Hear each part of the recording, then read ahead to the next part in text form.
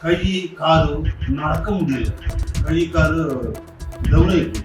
வாய் பேச முடியல. இந்த சினிமா தொழிலாளர்களா சினிமா நடிகர்களா வெங்கட் ராவுக்கு இதில் இருப்பாருங்க. ஸோ இந்த வீடியோவை சிம்பு பார்த்தோன்னே அவருடைய மேனேஜர்ஸ்லாம் கூப்பிட்டு ஒரு 2 லட்ச ரூபா கொடுத்துருக்காரு. 2 லட்ச ரூபா கொடுத்து ஹெல்ப் பண்ணியிருக்காரு. நடிகர் சங்கம் இதெல்லாம் முறைப்படுத்தணும். இந்த மாதிரி நலிந்த கலைஞர்களுடைய மருத்துவ செலவுக்கு பண்ணுறாங்க. இருந்தாலும் கூட அதை ஒரு முறைப்படுத்தி வரைமுறைப்படுத்தி அவங்களுக்கு மாதம் மாதம் ஏதாவது ஒரு பென்ஷன் மாதிரி வர மாதிரி ஏன்னா சில விஷயங்களை நடிகர் சங்கம் எடுத்து பண்ணால் இந்த விஷயம் நல்லா இருக்கும். இல்லை இந்த வெங்கட் ராவை பொறுத்த வரைக்கும் சிம்பு செஞ்சிருக்கக்கூடிய அந்த உதவி ஒரு பெரிய உதவி. சிம்புடைய பெர்சனல் லைஃபை பொறுத்த வரைக்கும் எப்படின்னா ஒரு போலியான ஒரு பிம்பத்துக்குள்ள இருக்க மாட்டார். என்ன நினைக்குதோ இங்க என்ன சொல்லுதோ அங்க அப்படி பேசிக்குவார். அதான் பெரிய பிளஸும் சரி, அதான் பெரிய மைனஸ். அதனால சிம்புவை புரிந்து கொண்டவர்களுக்கு ரொம்ப க்ளோஸா இருக்கிறாரு. மனிதத்தின மாதிரியான டைரக்டர்களும் தொடர்ந்து பயன்படுத்துறாங்க. சமீபத்தோடு ஒரு ஆடியோ ஒன்று பார்த்தேன். அன்பாதவன் அடங்காதவன் டைரக்டர் இருக்கார் இல்லையா, அவருக்கும் சிம்புவும் பேசுறதுனா யாருக்கு என்ன துரோகம் பண்ணு அப்படிங்கிற வரையா ரொம்ப வைரலா போச்சு. அப்போ அந்த சிம்பு அவர்கள் அந்த பேச்செல்லாம் பார்க்குறப்ப ஒரு உண்மையா ஒரு ஒரு ஆள்கிட்ட தான் அந்த மாதிரியான வார்த்தைகள் வரும். நான் உனக்கு ஏதாவது துரோகம் பண்ணியிருக்கேனா, நான் யாருக்காவது துரோகம் பண்ணியிருக்கேனா அப்படிங்கும்போது அந்த ஆதங்கம் இருக்கு. அந்த வார்த்தைகளை அவர் பேசுகிற ஆதங்கம் தெரியுது.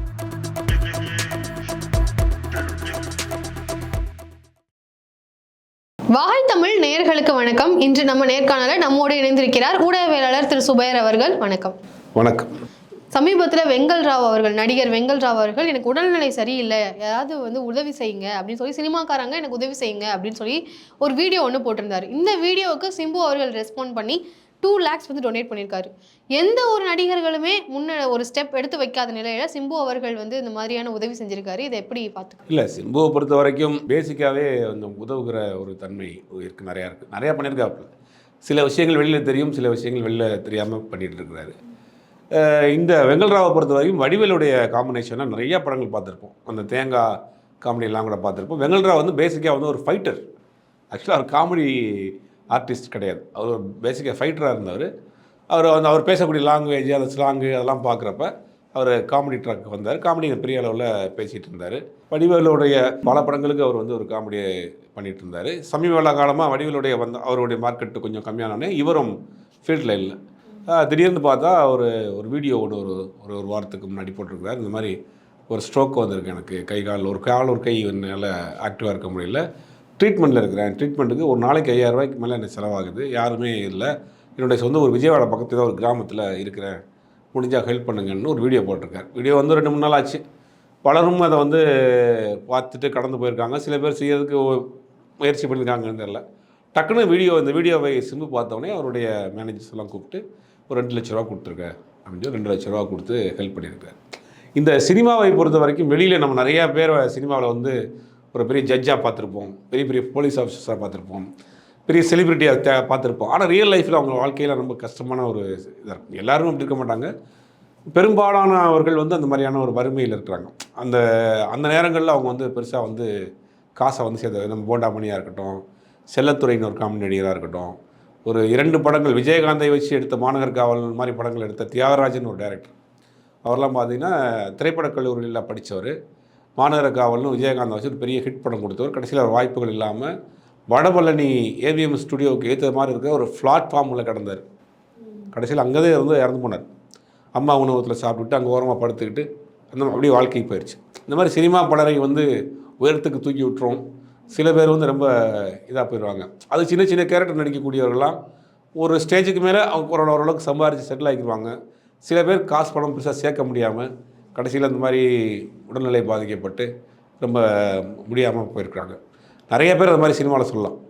ஒரு நிரந்தரம் இல்லாத ஒரு தொழிலாக இருக்கிறனால. இப்போ நீங்கள் சொன்ன மாதிரி பார்த்தீங்கன்னா சினிமாவுக்கு வந்தாலே நம்ம பெரிய ஆள் ஆயிடலாம், சினிமா வந்தால் நம்ம லைஃப் செட்டில் அப்படிங்கிற ஒரு பிம்பம் கிரியேட் ஆகிருக்கு. ஏன் அப்படி இந்த மாதிரியான ஒரு இப்படி சினிமாக்குள்ளே வந்தால் சம்பாதிக்கலாம் அப்படின்ற தோற்றம் எப்படி வந்தது சார்? சினிமாவை பொறுத்த வரைக்கும் பேரும் புகழும் சேர்ந்து கிடைக்கும். இப்போ ஏதாவது தொழில் பண்ணுறோன்னா நம்ம காசு மட்டும் வரும். ஒரு வேலைக்கு போனால் சம்பாதிக்கலாம், ஒரு வீடு கட்டலாம், செட்டில் ஆகிக்கலாம். ஆனால் சினிமாவில் பேரும் கிடைக்கும், அதே நேரத்தில் அந்த புகழ் வெளிச்சம் இருக்கு இல்லையா, அதுதான் அவங்களுக்கு மெயினாக. அதை நம்பி தான் வருவாங்க. ஒரு சில படங்கள் நடிச்சிருவாங்க, வெளியில் போனால் அவங்க மூஞ்சி தெரிய ஆரம்பிச்சிடும். ஆனால் தொடர்ந்து வாய்ப்புகள் இருக்காது. ஆனால் அடுத்தவங்க எந்த வேலைக்கும் போக முடியாது. இந்த மாதிரியான ஒரு இக்கட்டான சூழ்நிலையில் மாட்டிக்கிறாங்க. ஒரு படம் 2 படத்தில் நடிச்சிருவாங்க, அவங்க ஒரு ரோட்டில் போனால் தெரியும், நீங்கள் அந்த படத்தில் நடிச்சிருக்கீங்கன்னு கேட்பாங்க. இந்த அடுத்த வாய்ப்புகள் பெருசாக இருக்காது. இப்போ வேறு வேலைக்கும் போக முடியாது, இந்த தொழிலையும் கண்டினியூ பண்ண முடியாது. அப்படி ஒரு சூழ்நிலை வர்றப்ப அவங்க என்னன்னா மொத்தத்துக்கு மாட்டிக்குவாங்க. லைஃபே பெரிய லெவலில் இதாயிரும். இன்றைக்கி பார்த்தீங்கன்னா நிறையா நடிகர்கள், அல்வா வாசுவாக இருக்கட்டும், செல்லத்துறையாக இருக்கட்டும், போண்டாமணியாக இருக்கட்டும், நிறையா நடிகர்கள் வந்து நமக்கு பிரபலமான முகமாக இருக்கும். ஆனால் அவங்களுடைய லைஃப்பை வந்து பார்த்தா பெரிய அளவில் ஸ்ட்ரகிளாக தான் ஓட்டிகிட்டு இருக்கிறாங்க. முடிஞ்ச அளவுக்கு சில பேருக்கு உடல்நிலை சரியில்லாமல் வைத்தியம் பண்ண கூட முடியாமல் இருக்கிறாங்க.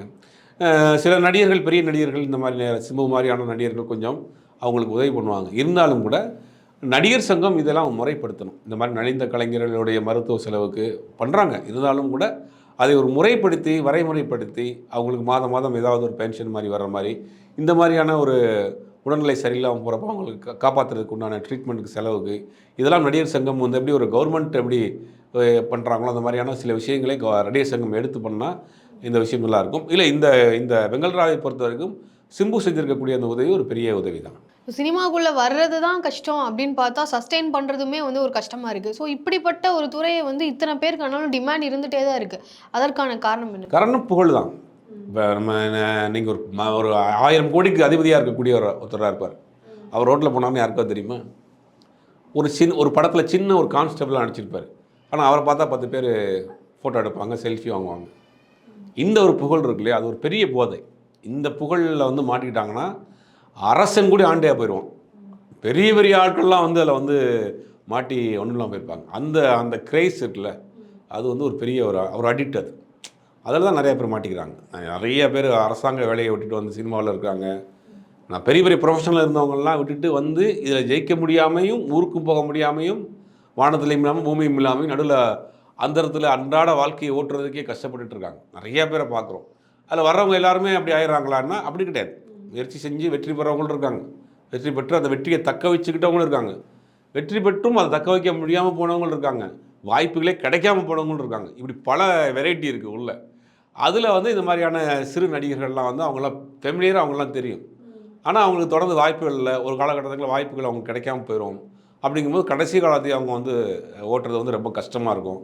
அந்த மாதிரியான நேரங்களில் இந்த மாதிரியான பெரிய நடிகர்கள் இதான் உதவி பண்ணி காப்பாற்ற வேண்டிய சூழ்நிலையில் இருக்காங்க. சிம்புவை பற்றி பல விதமான விமர்சனங்கள் வந்தாலுமே இந்த மாதிரியான நல்ல விஷயங்கள்ல அவரோட பிரசன்ஸை வந்து காமிச்சிட்டு தான் இருக்காரு. ஸோ இதை பற்றி என்ன நினைக்கிறீங்க? இல்லை, சிம்புவை பொறுத்த வரைக்கும் நிறைய உதவிகள் பண்ணிருக்காரு. ரசிகர்கள் இன்றைக்கி வந்து சிம்புவுக்கு ஒரு பெரிய கூட்டம் இருக்குது அப்படிங்கிறதெல்லாம் மாற்று கருத்து கிடையாது. அதெல்லாம் எப்படின்னா ரசிகர்களை தாண்டி அவங்களோட ஒரு இன்ட்ராக்டில் இருப்பார்.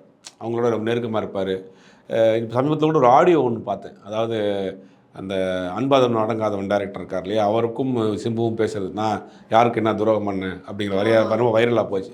அப்போ அந்த சிம்பு அவர்கள் அந்த பேசுகிறதெல்லாம் பார்க்குறப்ப ஒரு உண்மையாக ஒரு ஆள்கிட்ட தான் அந்த மாதிரியான வார்த்தைகள் வரும். நான் உனக்கு ஏதாவது துரோகம் பண்ணியிருக்கேனா, நான் யாருக்காவது துரோகம் பண்ணியிருக்கேனா அப்படிங்கிறார். அப்படிங்கும்போது அந்த ஆதங்கம் இருக்குது. அந்த வார்த்தையில் அவர் பேசுகிற ஆதங்கம் தெரியுது. அதுக்கு வச்சு 2 பேசுகிறாரு. நான் என்ன செஞ்சுருக்கேன், அவனுக்கு நான் என்ன துரோகம் பண்ணியிருக்கேன், என்னைய வச்சு யாராவது நஷ்டமாக இருக்காங்களா, என்னைய வச்சு யாருக்காவது நான் துரோகம் பண்ணியிருக்கேன்னா, என்னைய வச்சு தான் நிறைய பேர் வாழ்ந்துருக்காங்க, நான் யார் இது வரைக்கும் துரோகம் பண்ணதில்லைன்னு ஒரு ஆணித்தரமாக அந்த வார்த்தையை பேசுகிறார். அப்போ சிம்புடைய பெர்சனல் லைஃபை பொறுத்த வரைக்கும் எப்படின்னா ஒரு போலியான ஒரு பிம்பத்துக்குள்ளே இருக்க மாட்டார். என்ன நினைக்குதோ இங்கே என்ன சொல்லுதோ அங்கே அப்படி பேசிட்டுவார். அதுதான் பெரிய ப்ளஸும் சரி, அதான் பெரிய மைனஸ். அதனால் சிம்புவை இப்போ புரிந்து கொண்டவர்களுக்கு ரொம்ப க்ளோஸாக இருக்கிறாரு. மனிதத்தனை மாதிரியான டைரக்டர்களும் தொடர்ந்து பயன்படுத்துகிறாங்க. அப்படிங்கும்போது வெளி உலகத்தில் பார்க்குறதுக்கு சிலர் வந்து அந்த விஷயம் மனசில் பட்டதை டக்குன்னு பேசுகிற விஷயம் இருக்கு இல்லையா, அது சில பேருக்கு டப்புன்னு காயப்பட்டுரும். ஆனால் இதை மனசில் வைக்காமல் பேசிடுவார். அந்த மாதிரியான விஷயங்கள் சுற்றி இவருக்கு ஒரு சர்ச்சையாக வருது. ஆனால் அதை தாண்டி பெர்சனலாக இந்த மாதிரியான விஷயங்கள் நிறையா சந்தானத்தை தான் அவர் தான் இன்ட்ரடியூஸ் பண்ணார். இன்றைக்கி சந்தானம் வந்து டிவி ஷோவில் பண்ணியிருந்தவரை கூட்டு வந்து அவர் தான் இன்ட்ரடியூஸ் பண்ணி விட்டார். பிரேம்ஜியை அவர் தான் இன்ட்ரடியூஸ் பண்ணார். நிறைய பேர்களுக்கு இந்த மாதிரி மறைமுகமான இன்ட்ரடியூஸ் பண்ணியிருக்காரு, மறைமுகமாக ஹெல்ப் பண்ணியிருக்கிறாரு. நலிந்த கலைஞர்களுக்கு நிறைய உதவி பண்ணியிருக்காரு. இந்த விஷயம் தான் வெளியே தெரிஞ்சிருக்கு. தெரியாத விஷயங்கள் சிம்பு நிறையா பண்ணிகிட்டு இருக்கிறாரு. இந்த விஷயம் அடுத்த ஒருத்தவங்க செய்யட்டும், இந்த செய்தியே தெரியாமல் பண்ணியிருப்பார். வெங்கல்ராவ் கொடுத்ததே தெரியாமல் கூட கொடுத்துருக்கலாம். ஆனால் ஏன் தெரிஞ்சு கொடுக்குறாரு, இந்த செய்தி வெளியே போட்டோம் அப்படின்னா இதை பார்த்து மற்றவர்களும் செய்யட்டும். ஏன்னா அவருக்கு ரொம்ப கஷ்டப்பட்டு இருக்காரு. ஒரு டெய்லி 5000 ரூபாய்க்கு மேலே மெடிசன்ஸே வாங்க வேண்டிய சூழ்நிலை இருக்குது. இப்போ சிம்பு கொடுத்துருக்காருன்னா அதை தொடர்ந்து மற்றவங்க கொடுக்க ஆரம்பிப்பாங்கல்ல. அதுக்கு நம்ம வந்து ஒரு முன்னுதாரணமாக இருக்கணும்.